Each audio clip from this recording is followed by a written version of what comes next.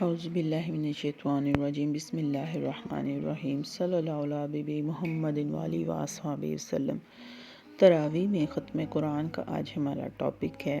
تراویح میں قرآن کریم کم از کم ایک مرتبہ ختم کرنا سنت ہے۔ اللہ تبارک و تعالیٰ پوری امت کی طرف سے سیدنا حضرت عمر بن الخطاب رضی اللہ عنہ کو بے حد جزائے خیر عطا فرمائے کہ انہوں نے باجماعت تراویح اور قرأت قرآن کے اہتمام کا حکم دے کر قرآن کریم کی حفاظت کا ایک سبب مہیا فرما دیا۔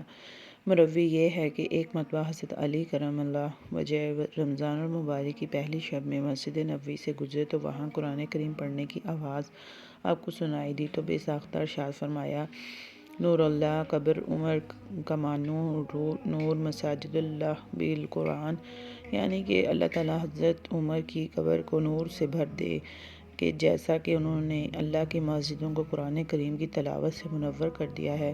اور حضرت عمر کے بارے میں اسی طرح کا جملہ سیدنا حضرت عثمان غنی سے بھی منقول ہے۔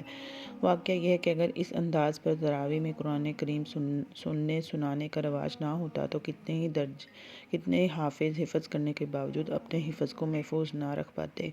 تراویح میں سنانے یا سننے کی فکر کی وجہ سے سال میں کم از کم ایک مرتبہ اکثر حفاظ کرام از یاد کرنے کا اہتمام کرتے ہیں۔ اس لیے تراویح میں ختم قرآن کا اہتمام کرنا چاہیے، لیکن ضروری ہے کہ پڑھنے والے اور سننے والے قرآن کریم کے آداب کا لحاظ ضرور رکھیں۔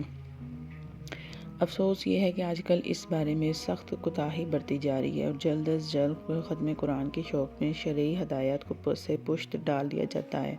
عام طور پر 3 اور کہیں کہیں 5 پارے تراویح میں پڑھنے کا رواج ہوتا چلا جا رہا ہے۔ زیادہ سننا یا پڑھنا برا نہیں ہے، لیکن شرط یہ ہے کہ اتنا تیز نہ پڑھا جائے کہ حروف کٹ جائیں یا غلطیاں رہ جائیں، اور ایسی جلد بازی قرآن کریم کے ساتھ سخت بے ادبی اور توہین ہے۔ بہتر ہے کہ روزانہ اتنی مقدار میں قرآن پاک سنایا جائے کہ 27ویں یا 29ویں شب میں ایک قرآن ختم ہو جائے، مکمل ہو جائے، تاکہ اس آخر مہینے تک تراویح کی پابندی اور ذوق و شوق برقرار رہے اور رمضان کا آخری عشرہ سستی اور کاہلی کی نظر نہ ہو جائے۔ اللہ تعالیٰ ہم سب کو نیکی کی ہدایت دے، آمین۔ قرآن پاک کی تلاوت اور اس کا ختم مکمل اس مستقل عبادت ہے۔ اس کے ذریعے سے دنیا حاصل کرنا اور طے کر کے یہ یا معروف طریقے پر ختم قرآن پر اجرت لینا جائز نہیں ہے۔ نبی پاک صلی اللہ علیہ وسلم کا ارشاد ہے کہ قرآن پاک پڑھو اور اس کو کھانے کمانے کا ذریعہ مت بناؤ، اور نہ اس سے مال و دولت کی کثرت حاصل کرو، نہ اس سے اعراض کرو اور نہ اس میں غلو سے کام لو۔ حضرت واقد فرماتے ہیں کہ میں نے حضرت اذان کو یہ کہتے ہوئے سنا ہے کہ جو شخص قرآن کریم کو کھانا کمانے کا ذریعہ بنائے گا وہ قیامت میں اس حالت میں آئے گا جیسے اس کے چہرے پر ہڈی ہی ہڈی ہوگی اور گوشت نہ ہوگا۔ اسی بنا پر حضرات صحابہ اور سلف صالحین نے تراویح میں قرأت قرآن پر اجرت قبول نہیں کی۔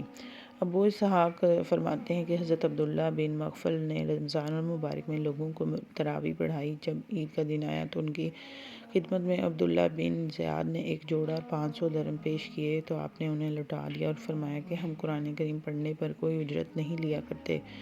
اسی طرح کا واقعہ حضرت عمرو بن نعمان بن مقرن سے بھی منقول ہے کہ ان کی خدمت میں حضرت مصعب بن زبیر نے تراویح میں قرآن سنانے پر 2000 درہم پیش کیے، لیکن موصوف نے صاف جواب دے دیا کہ ہم قرآن کو دنیا کمانے کے لیے نہیں پڑھتے۔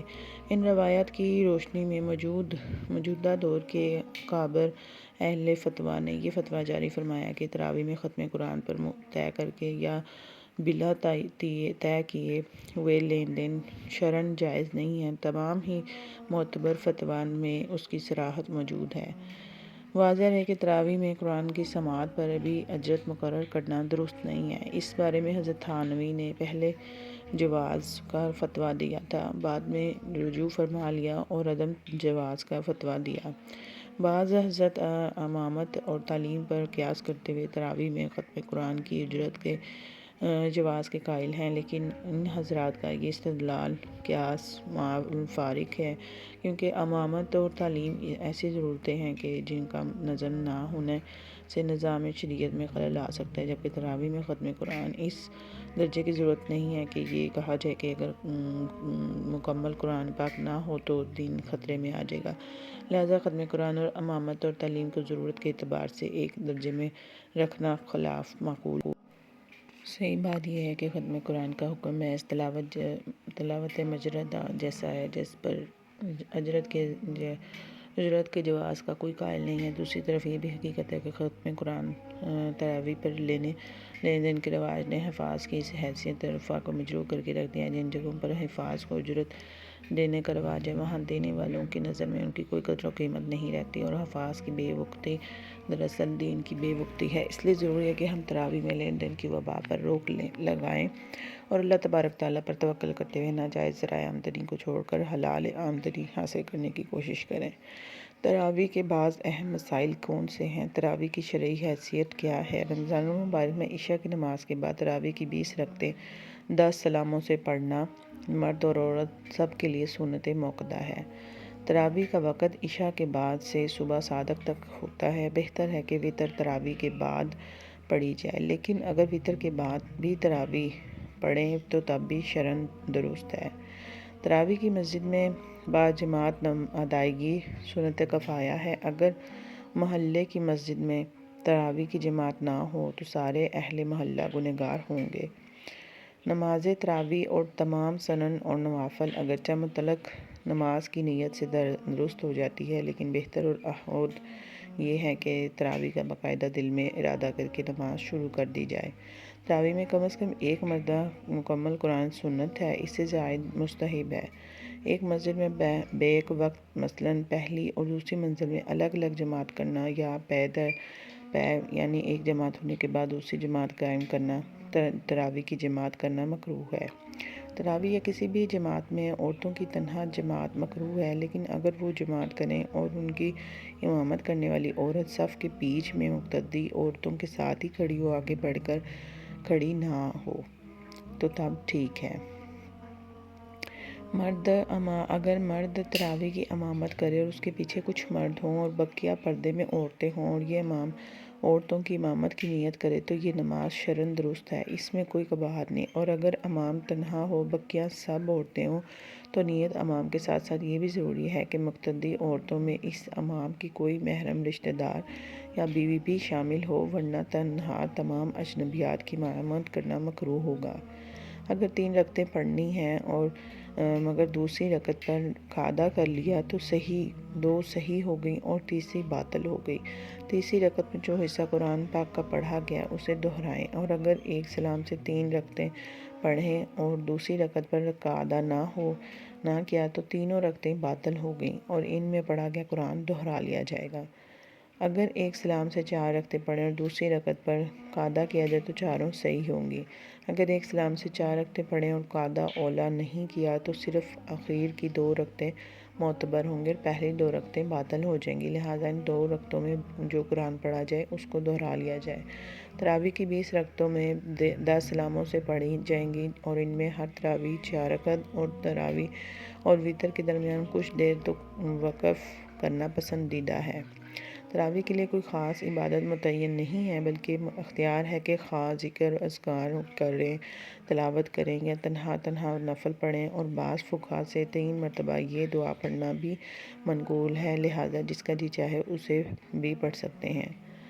اگر کسی شخص کی تراویح کی بعض رکعات جماعت سے چھوٹ جائے تو وہ تراویح کے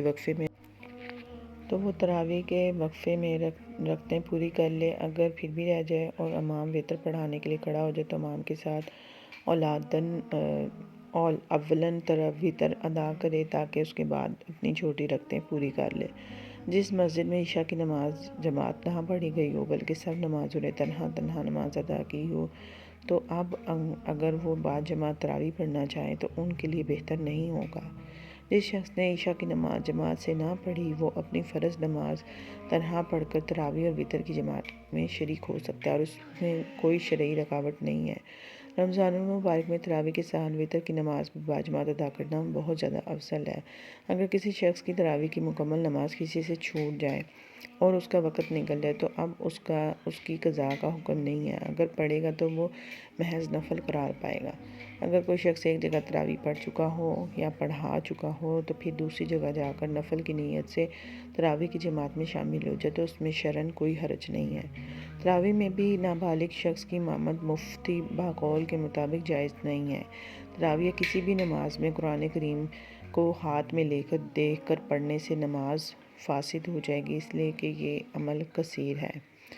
بعض مرتبہ تراویح کے دوران بے خیالی میں یہ صورت حال پیش آتی ہے کہ امام آیت سجدہ پڑھ کر جب سجدہ تلاوت کر کے کھڑا ہوتا ہے تو سورۃ فاتحہ پڑھ کے آگے کی قرأت شروع کرتا ہے اور شرعاً اس سے نماز میں کوئی خرابی نہیں آتی۔ اگر ویڈیو پسند آئے تو لائک کر دیں، چینل کو سبسکرائب کر دیں اور ویڈیوز کو شیئر کر دیں۔ صدقہ جاریہ ہے۔ ملتے ہیں اگلی ویڈیو میں۔ اللہ نگہبان۔